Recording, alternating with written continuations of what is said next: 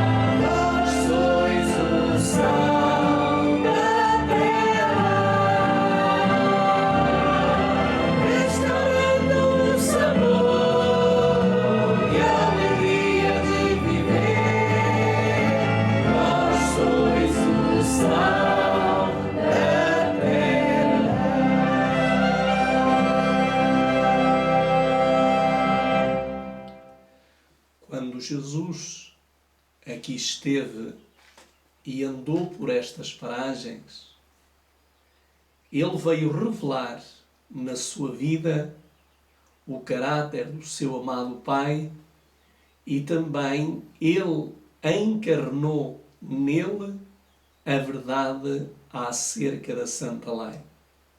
Por isso ele disse: se me amas, guarda os meus mandamentos. Mas a verdade é que muitas pessoas nem sequer os conhecem, quanto mais guardá-los. Por isso, cada sábado, nós aqui estamos declamando os 10 mandamentos da Santa Lei de Deus. Vamos para os ler ou para os recitar.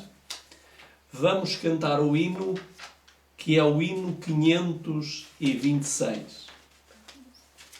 Hino 526. E vamos então, depois do hino, recitar os 10 mandamentos.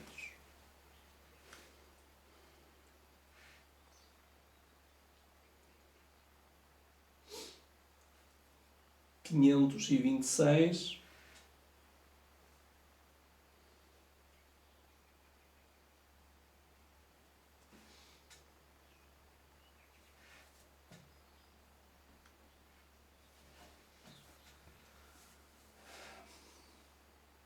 Só um momento.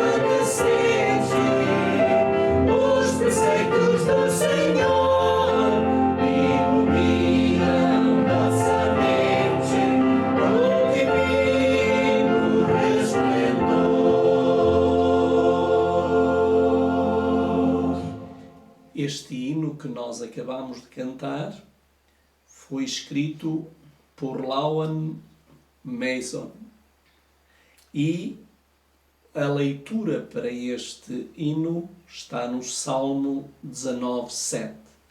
Vamos ver o que é que nos diz o Salmo 19:7 antes de podermos assim ler ou recitar a Santa Lei. Salmos 19, versículo 7. A lei do Senhor é perfeita e refrigera a alma. O testemunho do Senhor é fiel e dá sabedoria aos simples. Portanto, vimos que a lei do Senhor é santa, a lei do Senhor dá sabedoria. E por isso nós queremos, nesta hora, recitar, declamar a lei de Deus. O primeiro mandamento diz-nos: não terás outros deuses além de mim.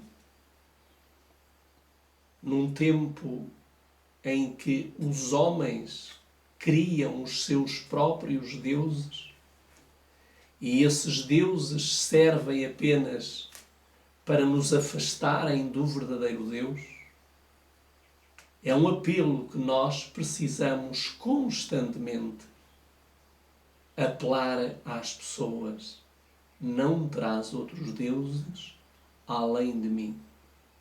O segundo mandamento diz: não farás nenhuma imagem esculpida. Não te inclinarás nem servirás. Porque eu sou um Deus zeloso, que visito a maldade dos pais nos filhos, até à 3ª e 4ª geração. Mas uso de misericórdia até 1000 gerações daqueles que me amam e guardam os seus mandamentos. O terceiro mandamento diz: não invocar o santo nome de Deus em vão. Porque Deus não tem por inocente aquele que invocar o seu santo nome de Deus em vão. Muitas pessoas não entendem este terceiro mandamento, mas este terceiro mandamento, aquilo que nos quer dizer a letra da lei, é que aqueles que têm o nome de cristãos deixem de viver como pagãos. Se são cristãos, precisam viver como Cristo. Porque se têm o nome de cristãos e vivem como pagãos, estão invocando o nome de Deus em vão. O quarto mandamento diz-nos: lembra-te do dia de sábado para o santificar. 6 dias trabalharás e farás toda a tua obra, mas o 7º dia é o sábado do Senhor teu Deus. Mais do que nunca, este dia tem que ser exaltado. Porquê? Porque os opositores à lei de Deus estão criando um dia para substituição. E nós precisamos exaltar esse dia.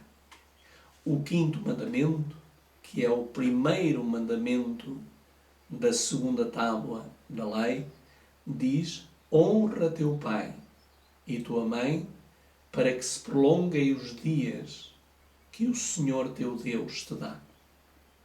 Já o 6º mandamento diz: não matarás. O que quer dizer que, além de não podermos matar, nem fazê-lo, também devemos cuidar do nosso corpo e não antecipar a nossa morte.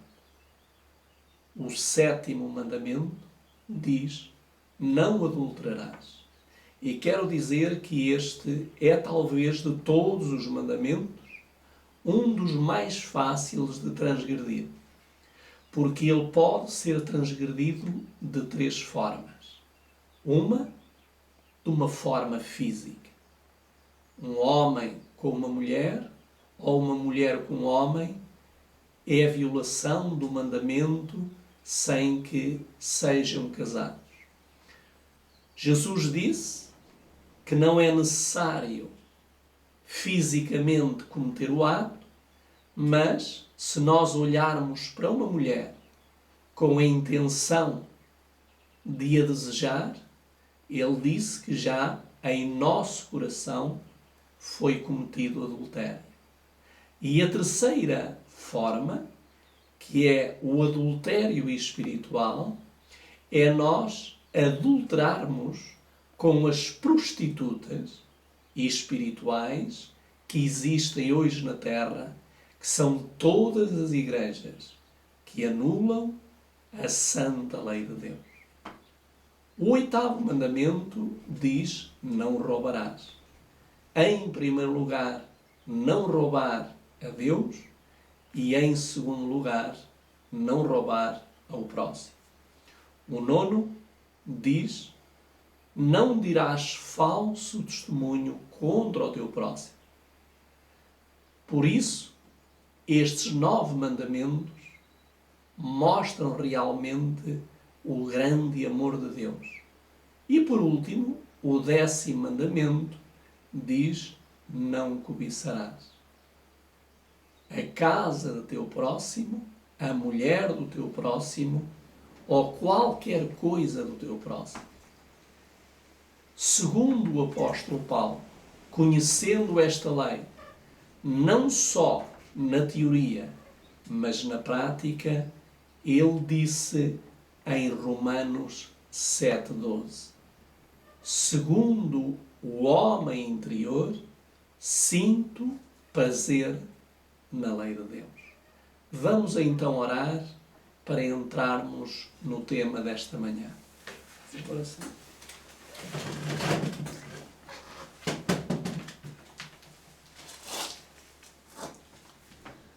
Senhor nosso Deus, nosso Pai que habita nos altos céus, e confiamos, Senhor, que Tu estás presente no nosso meio, porque Tu prometes na Tua palavra que onde estiverem 2 ou 3 reunidos em Teu nome, Tu aí estarás no meio deles.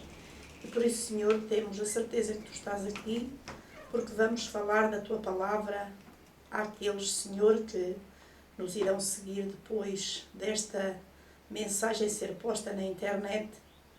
Senhor, que Tu os abençoes grandemente e que Tu estejas no seu meio, porque sabemos, Senhor, que quando nós estamos de coração contrito, Tu aí habitas em cada um de nós. Por isso, ó Pai, obrigado, Senhor, por essa certeza. Obrigado, Senhor, também por estes amigos que nos seguem. Obrigado, Pai.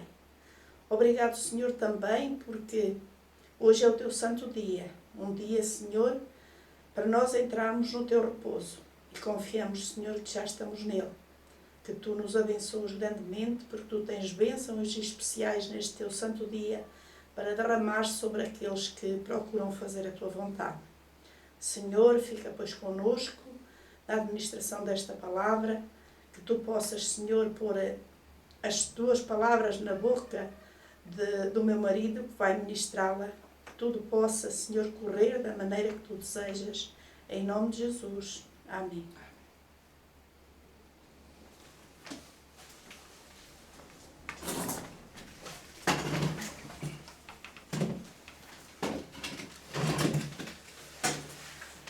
Sentemo-nos confortavelmente e busquemos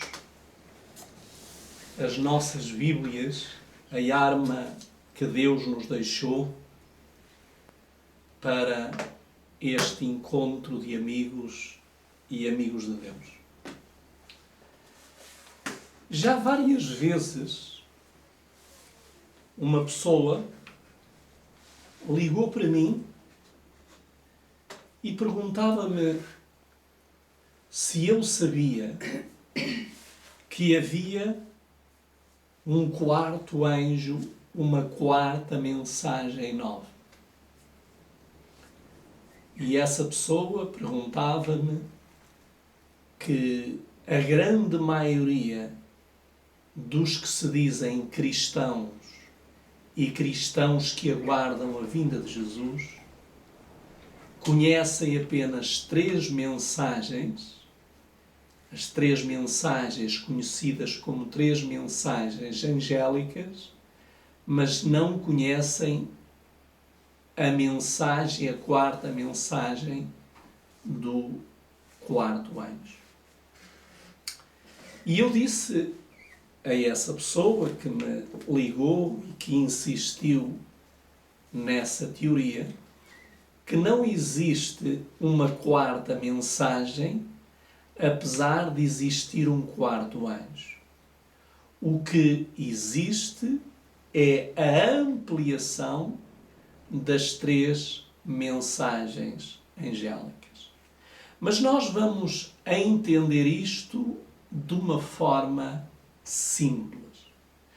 E o título que eu tenho para esta mensagem é O Outro Anjo. Gostaria que nós pudéssemos abrir as Escrituras no capítulo 18 de Apocalipse. Capítulo 18, e vamos então ler do versículo 1 até ao versículo 10. Portanto, mensagem registada no capítulo 18 de Apocalipse e do versículo 1 até ao versículo 10. Vamos então ouvir o que nos diz a palavra de Deus. E depois destas coisas, vi descer do céu outro anjo, que tinha grande poder, e a terra foi iluminada com a sua glória.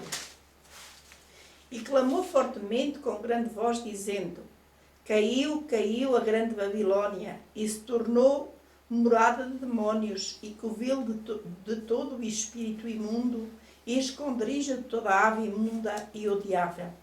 Porque todas as nações beberam do vinho da ira da sua fornicação, e os reis da terra se fornicaram com ela, e os mercadores da terra se enriqueceram com a abundância de suas delícias.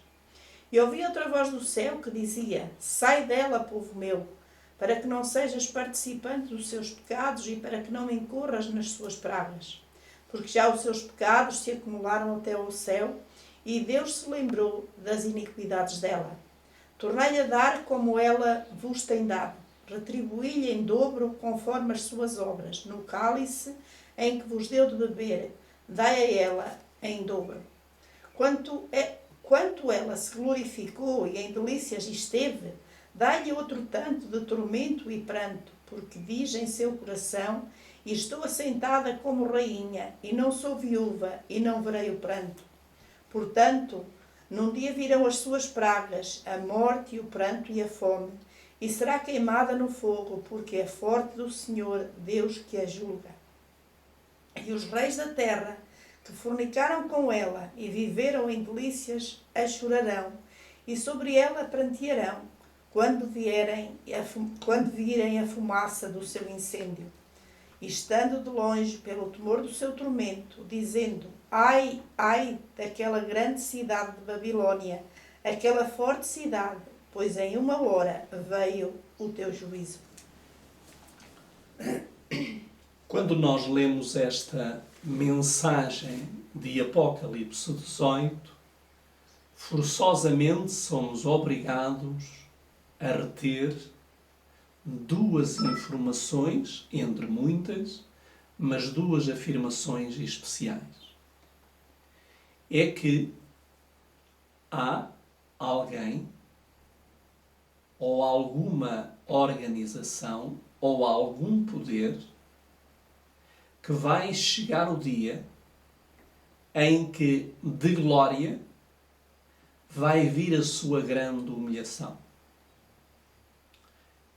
E o que é curioso é que não só vai ser humilhada, mas, além de ser humilhada, diz que vai subir fogo do tormento que a devora. Mas eu gostaria que nós pudéssemos, de novo, verso por verso, pudéssemos melhor entender o que lemos. Porque se nós lermos as coisas de uma forma superficial, chegaremos à conclusão de milhões de pessoas. Leem, mas não entendem. Por isso, nós precisamos entender aquilo que nos quer dizer e a mensagem que é trazida por este quarto anjo. Vamos então para o primeiro verso.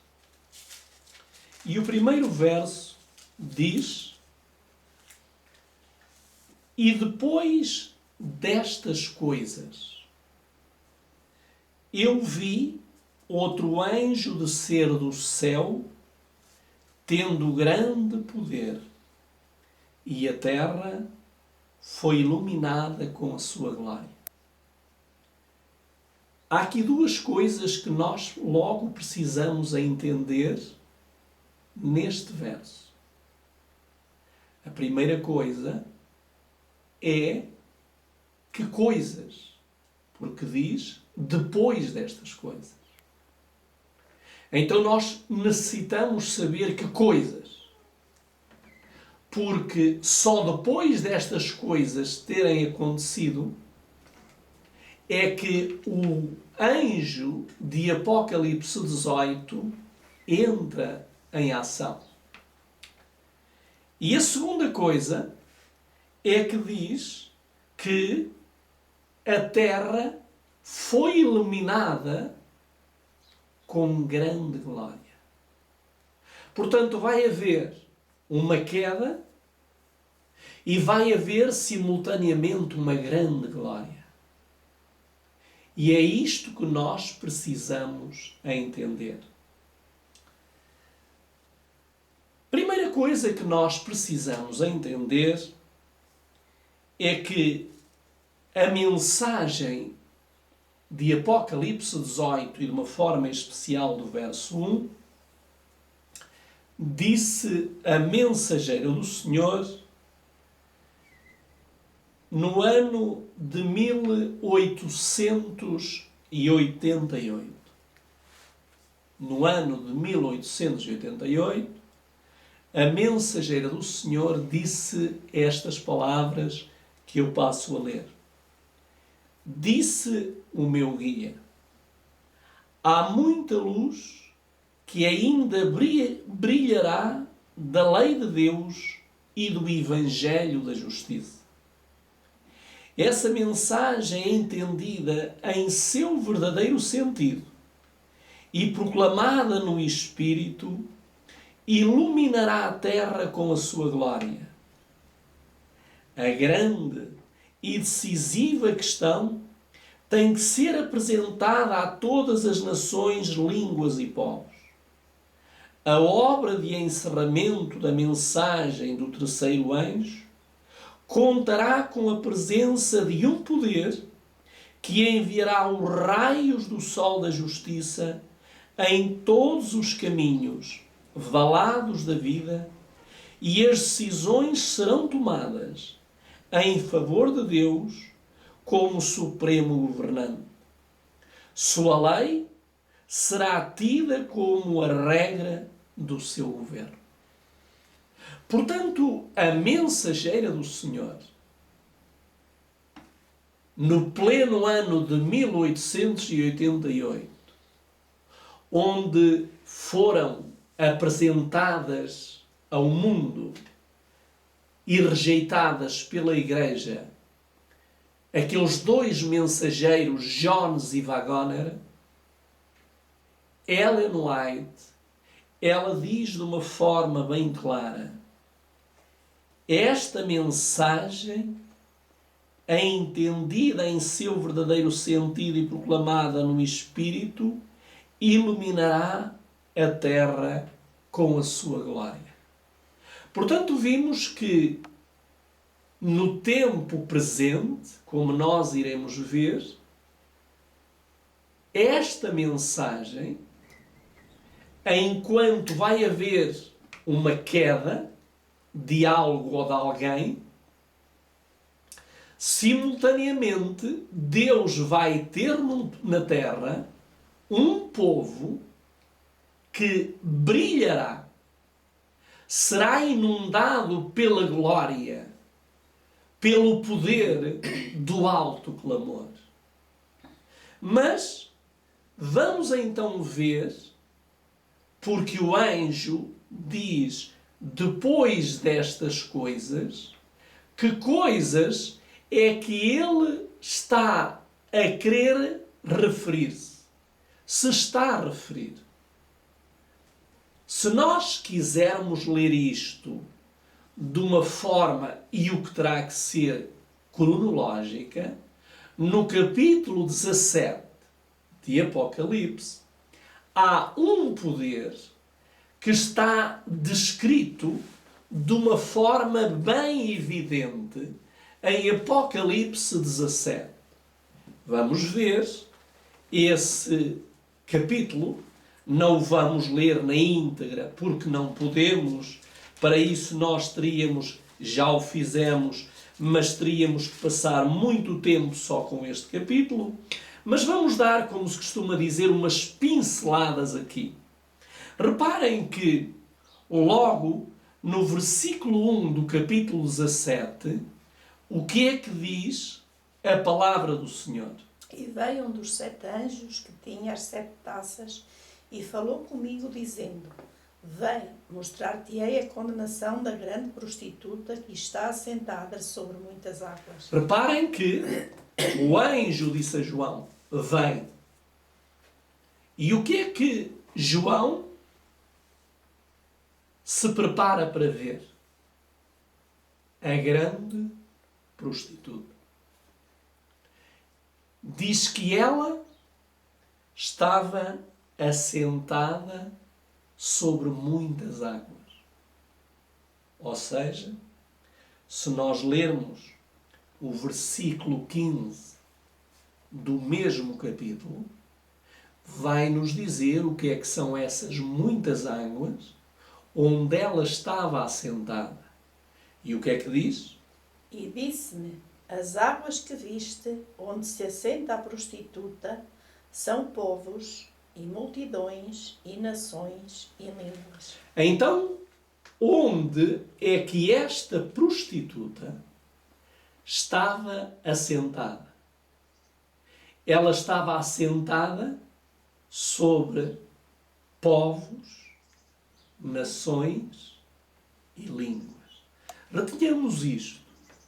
Esta prostituta tem que ser alguém que é muito apreciado, que é muito estimado e que é muito aceite por todas as nações e por todas as línguas.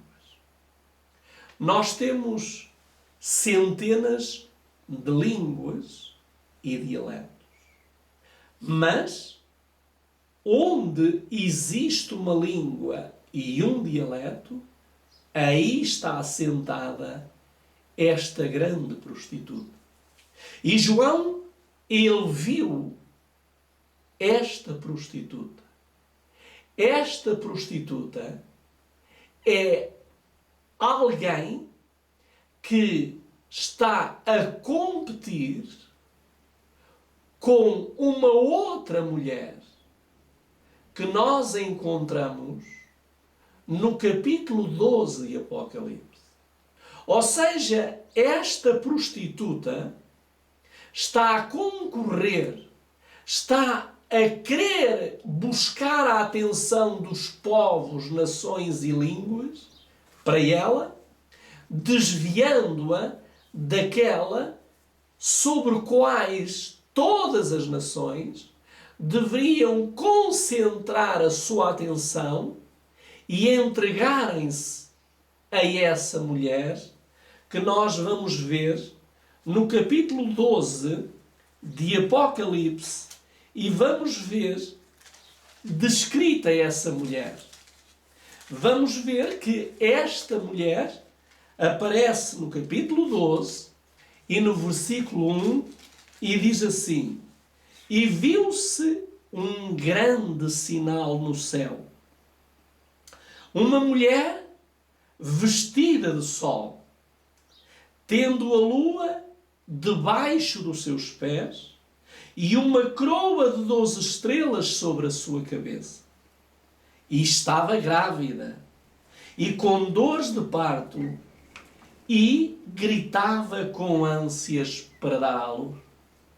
Reparem que a primeira mulher que nós vimos, a grande prostituta, ela está na terra, sentada sobre nações, povos e línguas. Portanto, esta prostituta, a origem dela é da terra, é terrena. Porém, a mulher onde todos nós deveríamos concentrar a nossa atenção, ela não é da terra. Reparem o que ela diz agora. Diz, e viu-se um grande sinal no céu. Portanto, a primeira mulher prostituta, ela está na terra, dominando na terra.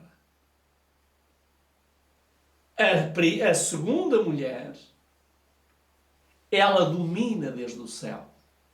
E note que enquanto a primeira prostituta está assente, tem a sua base sobre homens, sobre pessoas, a segunda mulher, ela não está firmada, não tem o seu alicerce sobre pessoas. E onde é que ela está? Diz, viu-se um grande sinal no céu, uma mulher vestida de sol, tendo a lua debaixo dos seus pés. Então o que é que ela tinha debaixo dos pés? A lua. A lua, nós sabemos que na Bíblia é a luz menor. Porque a luz maior é o sol. E esta mulher estava vestida com o brilho do sol. Diz que estava vestida de sol. Era luz. E é através do brilho dela que é refletido na lua e que a lua é transmitida para aqueles que a seguem e para aqueles que lhe obedecem. Portanto, temos aqui, podemos dizer, duas igrejas. A igreja da prostituta e a igreja da Virgem pura. a igreja de Satanás e a igreja de Cristo Jesus. E estas duas igrejas vão alcançar, procuram alcançar a atenção de todos aqueles que vivem na Terra. Mas vamos então concentrar-nos um pouco mais na prostituta. No capítulo 17, vamos ver, enquanto a Virgem pura, a Igreja pura, a Igreja do céu, reflete, está vestida com a glória do sol, vamos ver como está vestida a prostituta que tem a sua base na terra.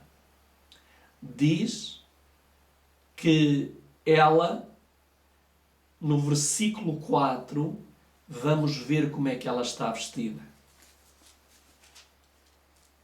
E a mulher estava vestida de púrpura e de escarlata, e adornada com ouro, e pedras preciosas e pérolas, e tinha na sua mão um cálice de ouro cheio de abominações e de imundícia da sua fornicação. Reparem aqui uma coisa curiosa. Esta prostituta, que o anjo fez questão de mostrar de uma forma bem clara a João, esta prostituta diz que está adornada, está vestida de púrpura e escarlata. Reparem que esta cor escarlata na Bíblia representa algo que não é nada agradável. Vamos ver o que representa a cor de escarlata. Vamos para o primeiro capítulo do livro do profeta Isaías. E vamos ver o que representa essa cor. Porque diz que ela está vestida de cor de escarlata. Então vamos ver o que é que nos diz e o que é que representa a cor de escarlata. Nós encontramos isso no versículo 18 do capítulo 1 de Isaías.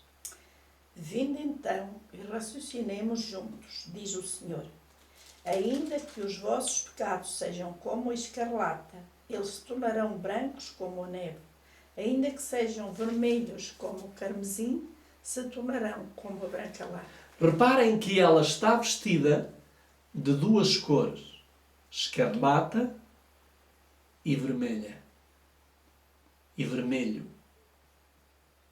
Agora eu faço uma pergunta. Estas duas cores, na Bíblia, o que é que elas representam?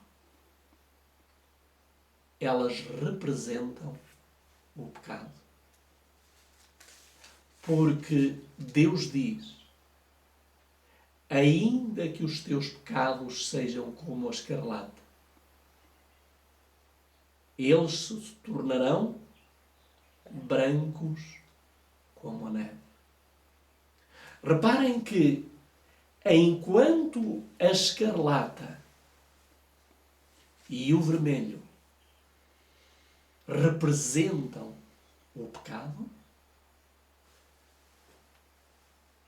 o branco da neve representa a pureza da mulher do céu, a Virgem pura. Portanto, esta prostituta já não tem como. Ela, a sua vida, a sua organização e aqueles que se submetem a ela ficam da cor dela. Mas, porém, aqueles que se submetem à mulher do capítulo 12, mesmo que estejam em condição de escarlata, quando eles se entregam a ela, eles se tornarão brancos como a lã e brancos como a neve. Esta mensagem de Apocalipse 18 é uma mensagem que Deus envia para que nós acordemos e reconheçamos se a nossa vida é uma vida de cor de escarlata, uma vida vermelha, ou se é uma vida branca como a neve e branca como a branca lã. Portanto, a mensagem de Apocalipse 18 é o último apelo para que as pessoas reconheçam qual a cor da sua vida, qual a cor da sua vestimenta interior. Escarlata ou branca? Deixem-me dizer-vos algo mais. Além disso, também vimos que o anjo mostrou a João outra coisa que a prostituta tinha nas suas mãos, além da cor que elas tinham, além da cor, ele descreveu mais algumas coisas que são importantes reter. Diz que ela, isto no verso 4, vamos ver o que é que ela tinha na mão. Além da cor, diz que ela tinha na mão, no verso 4, o quê? E a mulher estava vestida de púrpura e de escarlata e adornada com ouro, e pedras preciosas e pérolas, e tinha na sua mão um cálice de ouro cheio das abominações e da imundícia da sua fornicação. Agora, o que é que ela tinha na sua mão? Cálice. Ela tinha um cálice. E de que material era o cálice? Era ouro. E o ouro, o que é que representa na Bíblia? O ouro representa boas obras. Porém, o cálice era apenas o exterior. O cálice dava a aparência de boas obras. Mas dentro desse cálice estava o quê? Abominações da sua fornicação. Por isso o anjo quer nos mostrar que quanto mais nós bebermos do cálice desta prostituta, mais nos tornamos adúlteros e mais longe estamos de poder vir a alcançar a pureza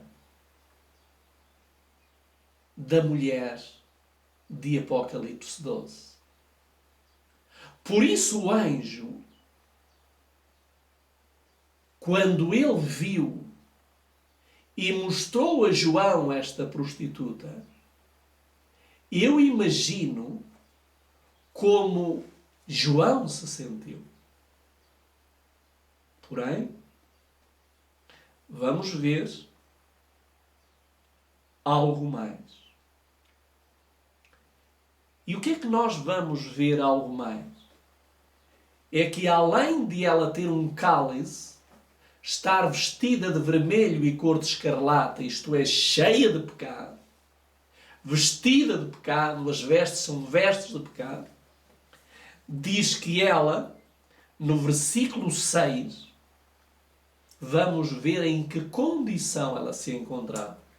E vi que a mulher estava embriagada do sangue dos santos e do sangue das testemunhas de Jesus. E vendo-a eu, maravilhei-me com grande admiração. Reparem o que é que diz aqui? Que ela estava embriagada. Mas embriagada com o quê?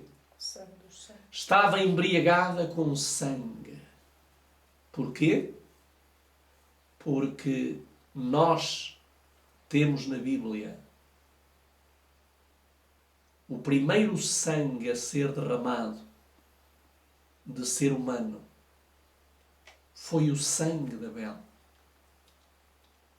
E a partir do sangue de Abel, que este Abel pertencia à Igreja pura, à Igreja celestial, enquanto Caim pertencia à Igreja da Escarlata, à Igreja que tinha o cálice cheio de abominações. E por isso é que nós vimos que Caim vai matar o seu irmão. Porque a influência da Igreja de Apocalipse 17, que já existia também de uma forma diferente, ou passou a existir, melhor dizendo, a partir dali, a Igreja da Escarlata. Deixem-me dizer-vos e ver convosco outra coisa. Diz-nos o verso 8. Aliás, o verso 7. E o anjo me disse: por que te admiras? Eu te direi o mistério da mulher e da besta que a traz, a qual tem 7 cabeças e 10 chifres. João fica sem entender aquilo que estava a ver. Ele estava admirado. Não era para menos. Com tudo aquilo que ele estava a ver. Aquela mulher embriagada. O sangue corria-lhe pelos lábios. Porque aquela mulher, desde o sangue de Abel até à volta de Jesus Cristo, e de uma forma especial, num período de 1260 anos, ela derramou sangue dos filhos, dos puros, dos membros da Igreja pura. Como temos vindo a estudar no livro Grande Conflito. Por isso, tudo isto que aconteceu na Idade Média e que está a acontecer e vai de novo reacenderem-se as fogueiras. Então há uma necessidade de aparecer um anjo, que é o anjo, o quarto anjo. E o que é que o quarto anjo anuncia? Vamos ver o que ele anuncia. Ele vai anunciar no versículo 2 algo que vai acontecer. E o que é que ele diz? Apocalipse 18, 2. E clamou fortemente com grande voz, dizendo: Caiu, caiu a grande Babilônia, e se tornou morada de demónios e covil de todo o espírito imundo, e escondrija de toda a ave imunda e odiável. Esta minha versão, King James, diz assim: e ele gritou poderosamente com uma forte voz, dizendo: Babilônia, a grande, caiu, caiu, e se tornou habitação de demónios, e antro de todo o espírito imundo, e gaiola de toda a ave imunda e odiável. Esta Babilônia, esta prostituta, com tanta escarlata, com tanto vermelho, com tantas abominações no cálice,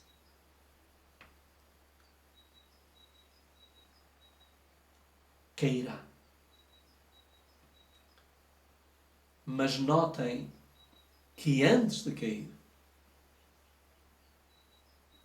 ela vai fazer e está a fazer um trabalho terrível, com consequências eternas, as quais as chamas do fogo que virá do céu consumirão.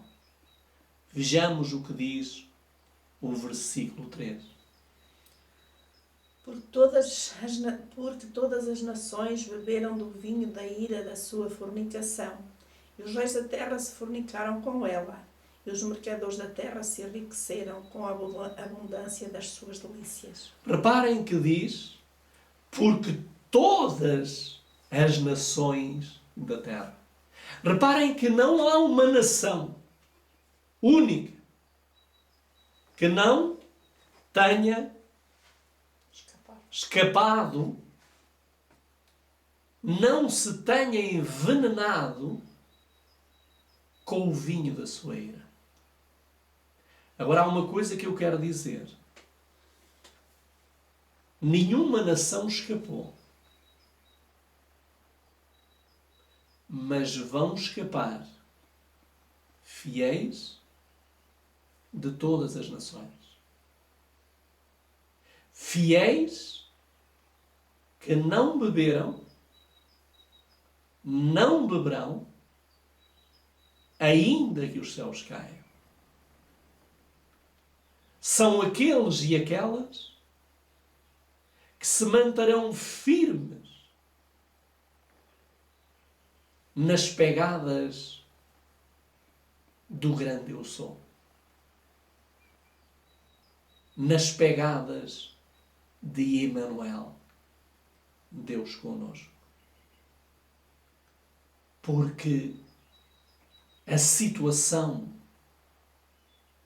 em que nós nos encontramos hoje no mundo é uma situação de imundícia, de podridão. Daí que o versículo 4 é o centro da mensagem de Apocalipse 18. Nós vimos que primeiro João revela a condição da prostituta. Mas apesar de tudo, e pela misericórdia de Deus, ainda há uma possibilidade. E qual é a possibilidade? E ouvi outra voz do céu, que dizia: sai dela, povo meu, para que não sejas participante dos seus pecados e para que não incorras nas suas pragas. Qual é a alternativa? Sim. Para que não continuar embriagado, para não continuar a ter vestes vermelhas e de escarlate, para que o pecado não se acumule e nos torne irreconhecíveis. A mensagem vinda do céu foi: sai dela. Sai dela, povo meu. E isto mostra-nos que em todos os países, em todas as línguas, em todas as igrejas, Deus tem povo. Mas Ele só continuará a ser povo quando Ele sair dela. Porque se Ele permanecer com ela,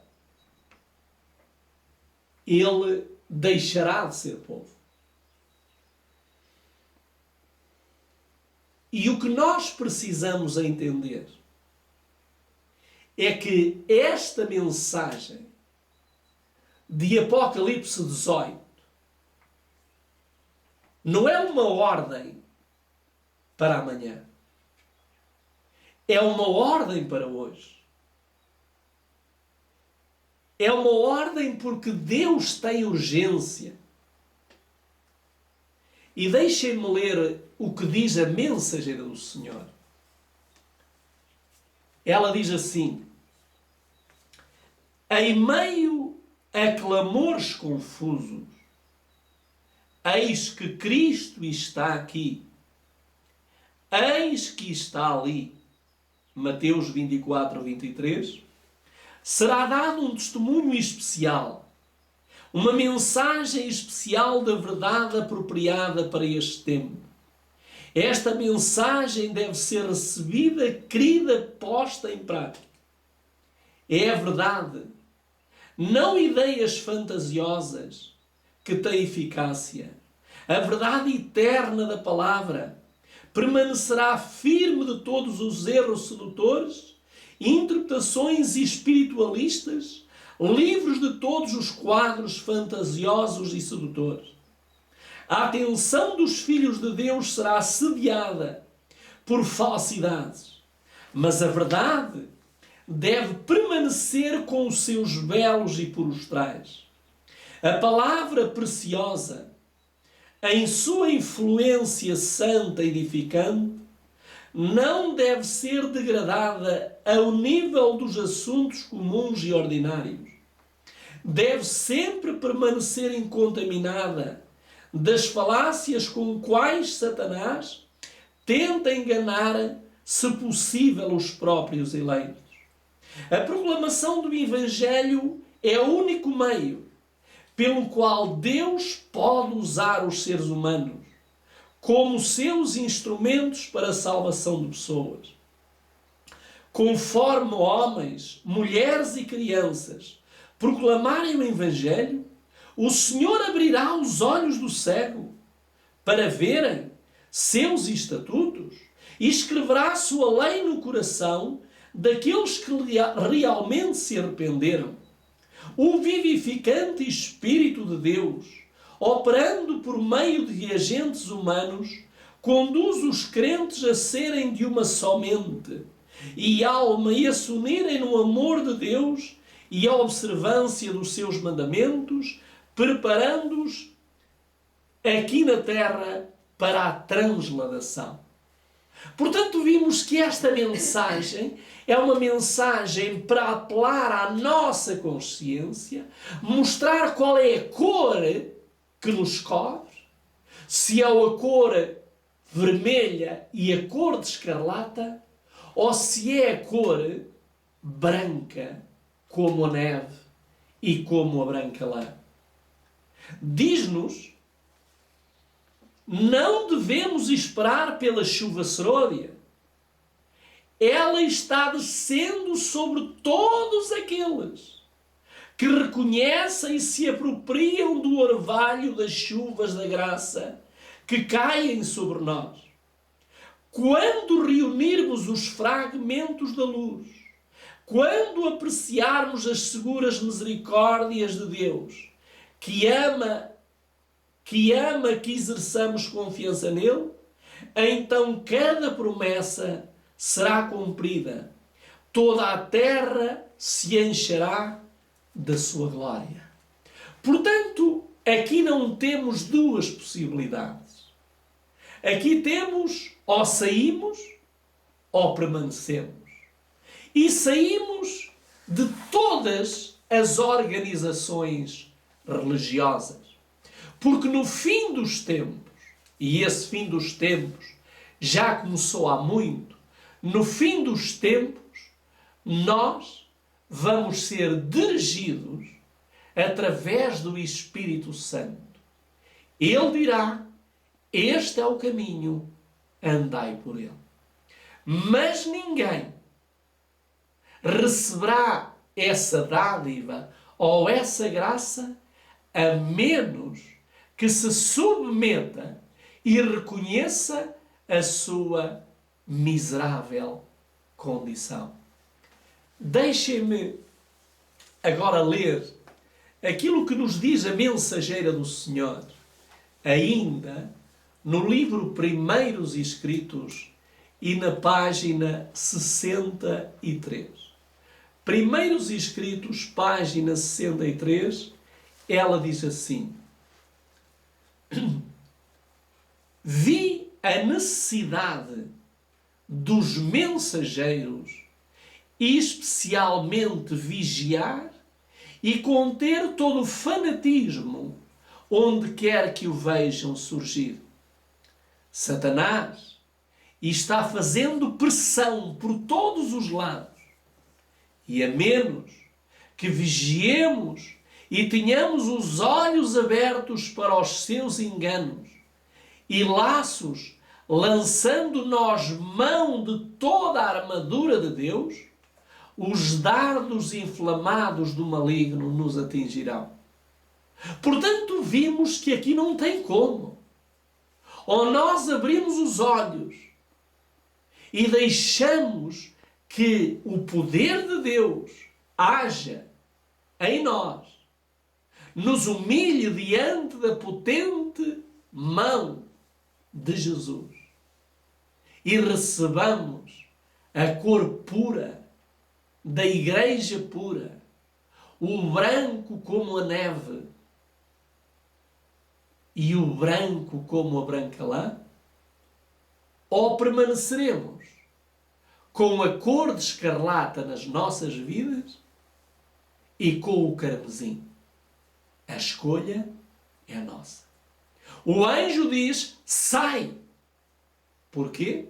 Porque o anjo, para fazer a obra de mudança de vestes, precisa que cortemos a ligação com as igrejas caídas. Aquelas igrejas que no passado exaltavam a santa lei de Deus, anunciavam a verdade pura, mas que hoje, com o casamento com a prostituta, com o relacionamento com a prostituta, com a fornicação, essas igrejas tornaram-se igrejas caídas. A sua cor mudou. Deixou de ser uma cor branca como a neve e passou a ser de cor de escarlata, vermelha. Deixem-me continuar a ler mais uma frase da mensageira do Senhor no mesmo livro, dos Primeiros Escritos, página 63. Diz ela: há muitas verdades preciosas contidas na palavra de Deus, mas é a verdade presente que o rebanho necessita agora. O que vai fazer a diferença é a verdade presente. E qual é a verdade presente? A verdade presente está no capítulo 14 de Apocalipse. E qual é essa verdade presente? no capítulo 14 de Apocalipse, nós vamos ver que verdade é essa. Vamos então ler, porque diz que há muitas verdades, mas uma só, diz, o rebanho necessita. E então vamos ler a partir do versículo 6. E vi outro anjo voar pelo meio do céu, e tinha o Evangelho eterno, para o proclamar aos que habitam sobre a terra, e toda a nação, e tribo, e língua, e povo, dizendo com grande voz: Temei a Deus e dai-lhe glória, porque vinda é a hora do seu juízo. E adorai aquele que fez o céu e a terra, e o mar, e as fontes das águas. E outro anjo seguiu, dizendo: Caiu, caiu Babilônia, aquela grande cidade que a todas as nações deu a beber do vinho da ira da sua fornicação. E seguiu-os o terceiro anjo, dizendo com grande voz: Se alguém adorar a besta e a sua imagem, e receber o sinal na sua testa ou na sua mão, também este beberá do vinho da ira de Deus, que se deitou não misturado no cálice da sua ira, e será atormentado com fogo e enxofre, diante dos santos anjos e diante do Cordeiro. Deixem-me ler-vos o que diz a mensageira do Senhor, ou o que disse. Ela diz assim: as igrejas se transformaram no que é descrito no 18º capítulo de Apocalipse. E o que é que lá é dito? Diz que elas se tornaram covil de ladrões, espírito de toda a ave imunda. As igrejas corromperam-se. E diz aqui, as igrejas se transformaram no que é escrito no 18º capítulo de Apocalipse. Porque as mensagens de Apocalipse são dadas? Porque os princípios das igrejas se tornaram corruptos. Aparentemente o mundo todo é culpado de um grupo de pessoas que não está adorando a besta e que não recebeu a sua marca na testa ou nas suas mãos. Aqui está a paciência dos santos. Declara, aqui estão os que guardam os mandamentos de Deus e a fé de Jesus. Agora notem, a profecia da primeira mensagem, que é temei a Deus e dai-lhe glória, porque é vinda a hora do seu juízo, adorai aquele que fez os céus, a terra, o mar e as fontes das águas. Esta mensagem é muito significativa. A mensagem deste anjo, do primeiro anjo de Apocalipse 14, apela-nos à santidade da lei e ao juízo que vai ocorrer sobre aqueles que desprezaram a sua lei. Porque quando diz temei a Deus e dai-lhe glória, porque é vinda a hora do seu juízo, nada mais é que uma advertência, uma demonstração. Acorda, vê qual é a cor da tua vida. Diz-nos aqui, a profecia da primeira mensagem angélica, apresentada em Apocalipse 14, teve o seu cumprimento no movimento do advento de 1840 a 1844.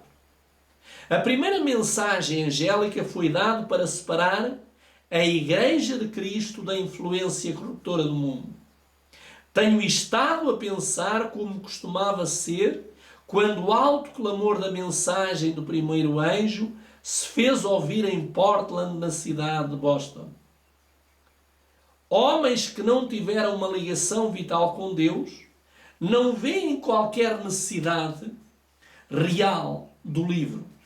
O grande conflito levado para o povo, porque têm olhos mas não veem, este livro deve ser distribuído por toda a cidade. Portanto, vimos que simultaneamente, e isso nós estamos a fazer, estamos a estudar o livro Grande Conflito, estamos a divulgá-lo. Porquê? Porque o livro Grande Conflito é um livro que nos revela o caráter das duas igrejas. A igreja pura e a igreja impura. A igreja virgem e a igreja prostituta. A igreja cor de escarlata e a igreja branca como a neve. E aquilo que Deus quer, através da mensagem de Apocalipse 18, é que nós acordemos, que nós despertemos, que nós caiamos diante da realidade. Porque nós precisamos de ver que realidade em que realidade nós nos encontramos hoje. Porque é fundamental nós sabermos como nos encontramos. Mas eu gostaria que nós pudéssemos ler mais um versículo de Apocalipse 18. Já lemos o 4, mas vamos ver porque é que o anjo tem tanta urgência em mandar sair de Babilónia, da igreja cor de escarlata, a igreja que anulou as leis de Deus, os seus estatutos e os seus testemunhos. Vamos ver porque há uma razão forte. E vamos ver o versículo 5. Vamos ver o que é que diz.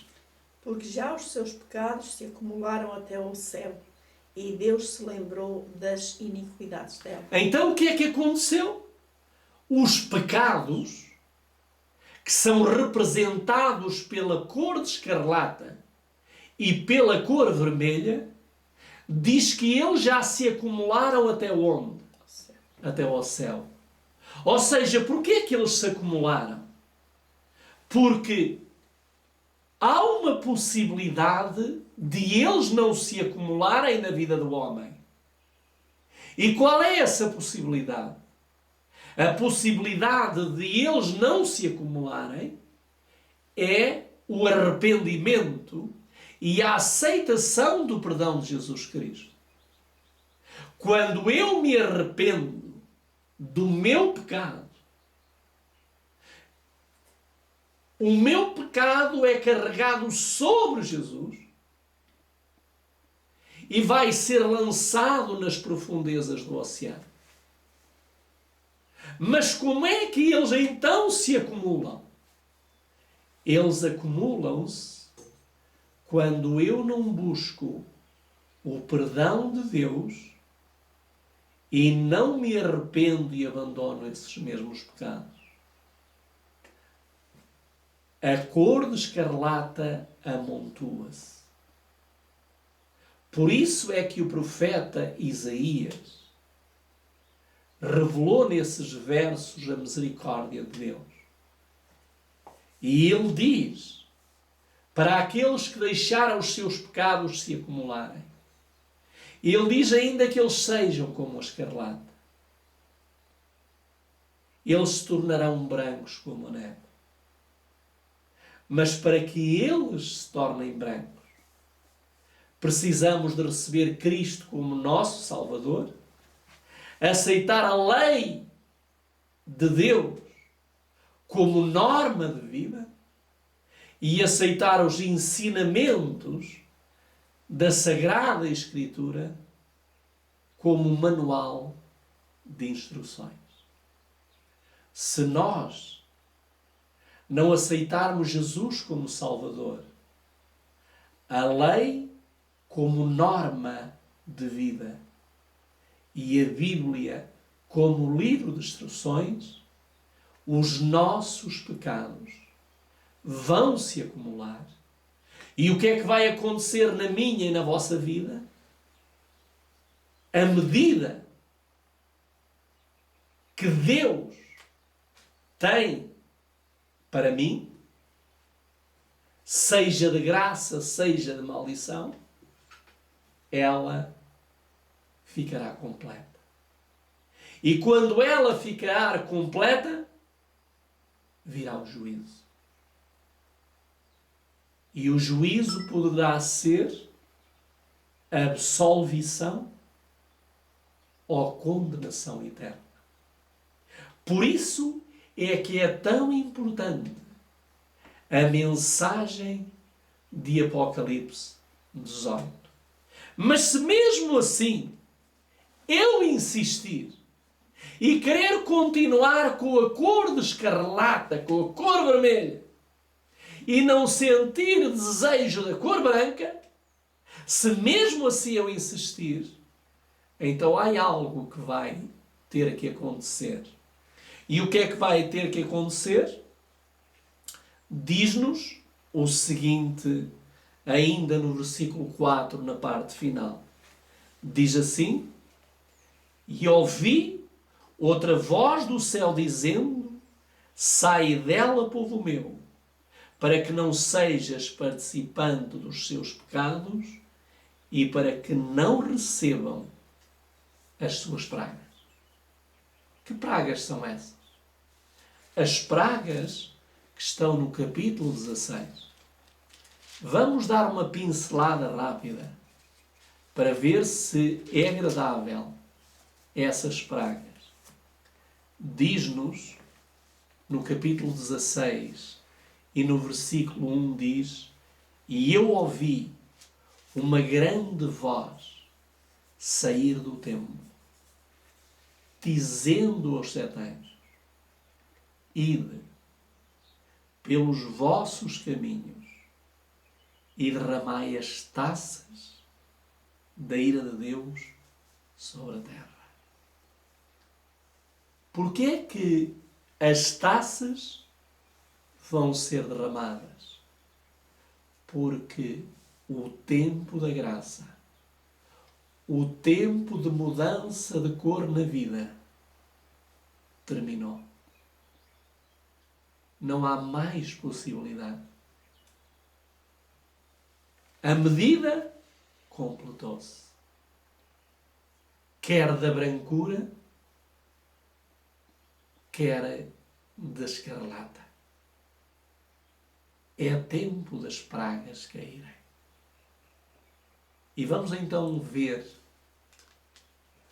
rapidamente, não vamos comentá-las, mas vamos ver as pragas que cairão sobre aqueles que querem continuar a permanecer com as duas cores garridas, escarlata e vermelha. A primeira praga diz: dolorosa ferida sobre os homens que tinham a marca da besta, sobre aqueles que adoravam a imagem. Uma terrível, diz, e recaiu uma fétida e dolorosa ferida sobre os homens que tinham a marca da besta. A marca da besta, nós sabemos que à medida que a cor de escarlata se vai acumulando e vai tornando a minha vida cada vez mais desta cor, é a preparação para eu aceitar a marca da besta. E qual é a marca da besta? É que eu passarei a santificar como dia sagrado o domingo, contrariando assim a lei do Senhor. Mas vamos ver a segunda praga. Diz que a segunda praga caiu sobre o mar. E diz que o que é que aconteceu ao mar? Se tornou em sangue, como de um morto. E toda a alma vivente morreu no mar. A terceira praga vai cair sobre rios e fontes, e as águas se tornarão em sangue. A próxima praga diz-nos, a partir do versículo 8, o quarto anjo derramou a sua taça sobre o sol. Foi-lhe dado o poder para queimar os homens com fogo. O quinto derramou a sua taça sobre o trono da besta. E o seu reino era cheio de trevas, e eles mordiam as línguas por causa da dor. O sexto anjo derramou a sua taça sobre o grande rio Eufrates, e a água dali secou-se para que o caminho dos reis do Oriente pudesse ser preparado. E depois nós vimos que diz: e vi 3 espíritos imundos, semelhantes a rãs, saírem da boca do dragão, da boca da besta e da boca do falso profeta. Falta a última praga, está no versículo 17. E o sétimo anjo derramou a sua taça no ar, e saiu a grande voz do templo do céu, do trono, dizendo: e está feito. E houve trovões, relâmpagos e um grande terremoto como nunca houve, desde que há homens sobre a terra, tão poderoso e tão grande. E a grande cidade foi dividida em 3 partes, e a cidade das nações caíram, e a grande Babilónia veio à lembrança diante de Deus para dar-lhe o cálice do vinho da fúria da sua ira. Portanto, a razão forte para que o anjo diz sai dela, ele quer nos poupar a este sofrimento. Mas a decisão é de cada um de nós. Eu gostaria ainda de poder dizer-vos que vai haver uma grande resistência à mensagem dos 3 anjos e, em especial, à terceira mensagem angélica. A terceira mensagem angélica é a mensagem que vai fazer a separação da cor da vida da pessoa. Quem é escarlata vai continuar cada vez mais escarlate, e quem é da cor branca vai estar cada vez mais branco.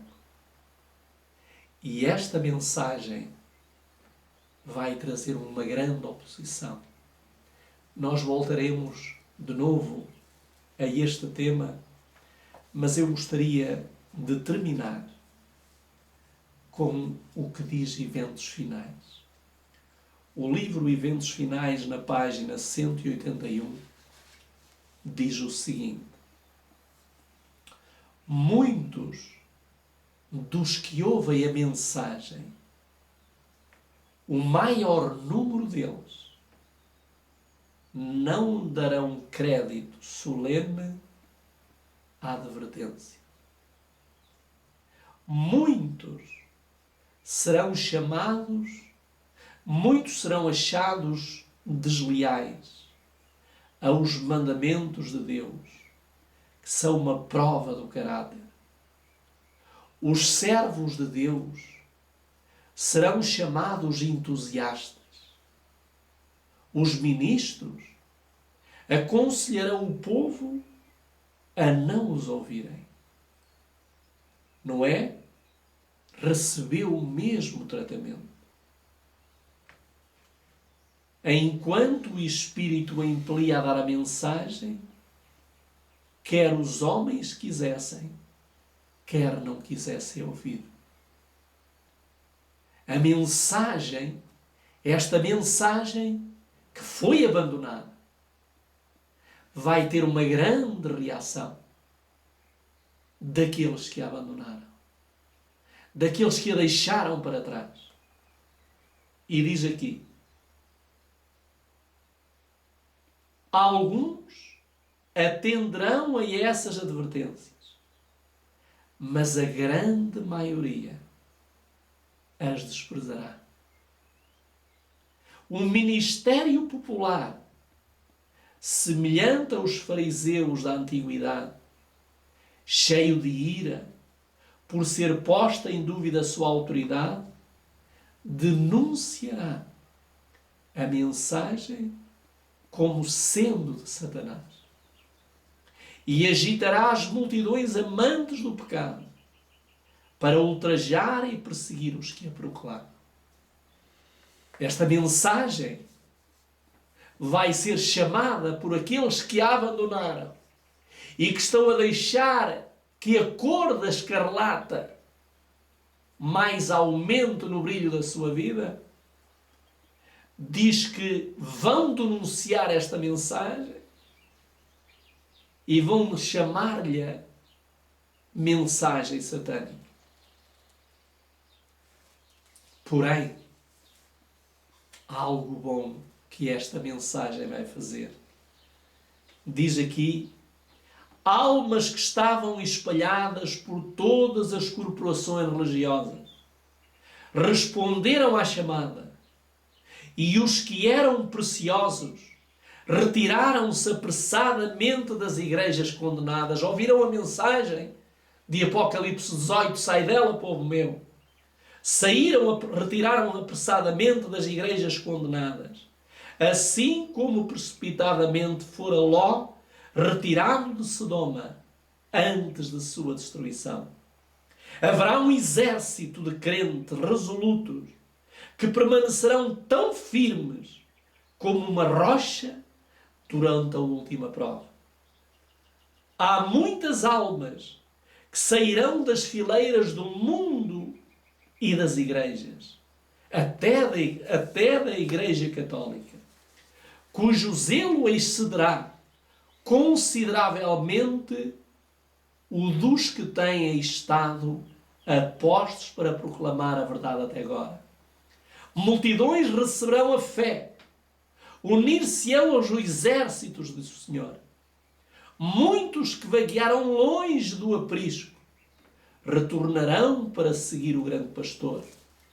Na África pagã, nas terras católicas da Europa, da América do Sul, na China, na Índia, nas ilhas do mar e em todos os escuros recantos da terra, Deus tem em reserva um firmamento de escolhidos que brilharão em meio às trevas, revelando claramente ao mundo apóstata o poder transformador da obediência da sua lei.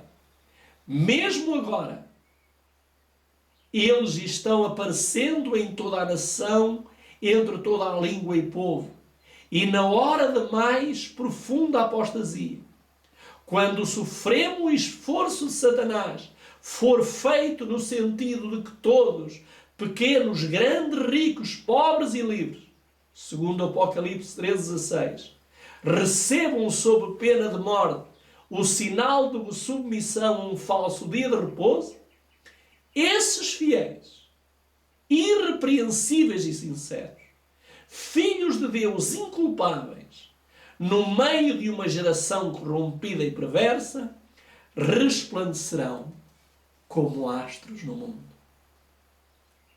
Esta mensagem mostra-me que aqueles que se dizem que são, não são. E aqueles que nós pensamos que não são, serão. E diz aqui: milhares da hora 1/10 verão e reconhecerão a verdade. Essas conversões à verdade operar-se-ão com uma rapidez surpreendente para a Igreja, e unicamente o nome de Deus será glorificado. Milhares se converterão à verdade num dia, os quais na hora 1/10 verão e reconhecerão a verdade e as atuações do Espírito de Deus. Aproxima-se o tempo em que haverá tantos conversos em um dia como houve no Pentecostes, depois dos discípulos haverem recebido o Espírito Santo. Portanto, vimos que esta mensagem, que é odiada, e porquê é que ela é odiada? Porque traz detrás dela, ou melhor dizendo, à frente dela, traz a lei do Senhor, traz os mandamentos do Senhor, traz a reforma da saúde, a reforma do vestuário, a vida no campo. Esta mensagem que Elias pregou, João Batista pregou e que 144.000 irão pregar. E eles verão os frutos. Eles verão a colheita, como está no Salmo 126. Vamos terminar com este verso. Salmo 126. Vamos ver o que nos diz o Salmo 126. E vamos ler a partir do versículo, vamos ler o versículo 5 e o versículo 6. O que é que diz? Os que semeiam em lágrimas cegarão com alegria. Aquele que leva a preciosa semente, andando e chorando, voltará sem dúvida com alegria, trazendo consigo os seus molhos. Aqui, esta versão King James diz: aqueles que semeiam em lágrimas colherão com alegria. Aquele que vai adiante e chora, como alguém disse um dia: Senhor, dá-me almas, se não tira a minha alma. Aquele que vai adiante e chora, carregando sementes preciosas. E que sementes preciosas são essas? São os livros, são os folhetos, que vão distribuindo, eles levam o peso dessa mensagem. Diz: voltará. E agora nota o que é que diz. Sem dúvida,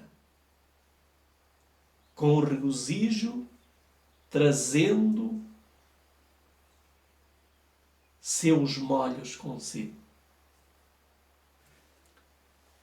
Eu quero que estes versos se cumpram na minha vida. E por isso gostaríamos de, antes de fazer oração, cantar uma música que é a inspiração em 1 Coríntios 13, que diz assim: se eu pudesse a língua dos anjos falar, profecias fizesse, dominasse a ciência, se os meus bens desse aos pobres e o meu corpo entregasse, não seria ninguém sem amor. Não é possível viver sem amor, pois o amor é essencial no viver. Se acaso tu precisares de amor, Cristo está pronto a ceder. Já pensastes no mundo onde a fé não existe, onde há desespero e nenhuma esperança? Se contudo existisse uma gota de amor poderia por fim subsistir. Não é possível viver sem amor, pois o amor é essencial no viver. Se acaso tu precisares de amor, Cristo está pronto a ceder. Se acaso tu precisares de amor, Cristo está pronto a ceder. Vamos orar ao Senhor.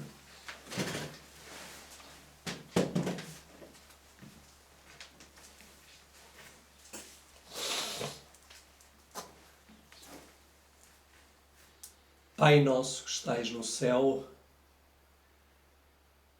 santificado seja o teu nome.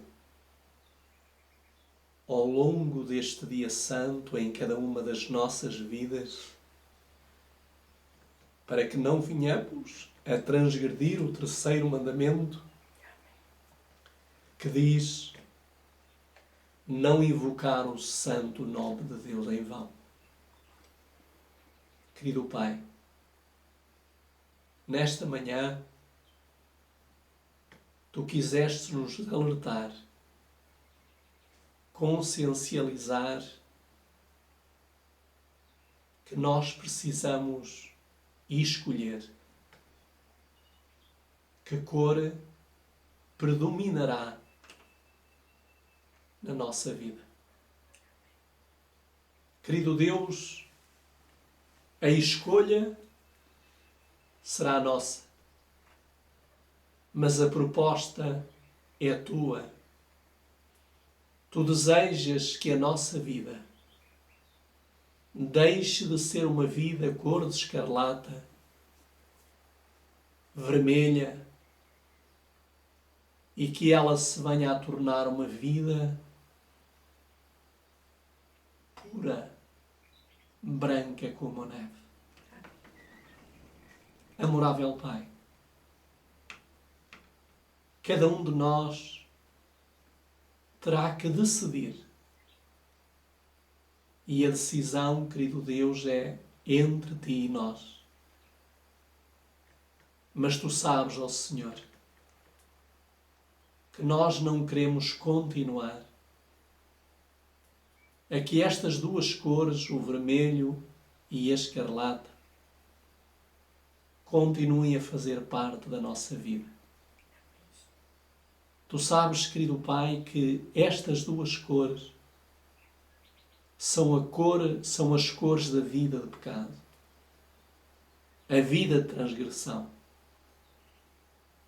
Por isso nós queremos, querido Pai, a cor branca, que é a cor da Igreja do Céu, a cor dos membros da Igreja pura. E por isso, querido Deus, nós queremos que através do sangue de Jesus nos leves ao arrependimento e nos dês o branqueamento através do sangue imaculado de Cristo Jesus. Sê conosco e com todos aqueles e aquelas que acabaram de nos visualizar.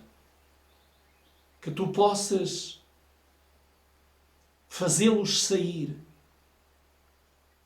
de junto da prostituta, das igrejas caídas, para que não venham a sofrer os danos das 7 últimas pragas. Poupa-nos a nós e àqueles que nós aqui representamos. Por Cristo Jesus, o Senhor e Salvador. Amém. Amém.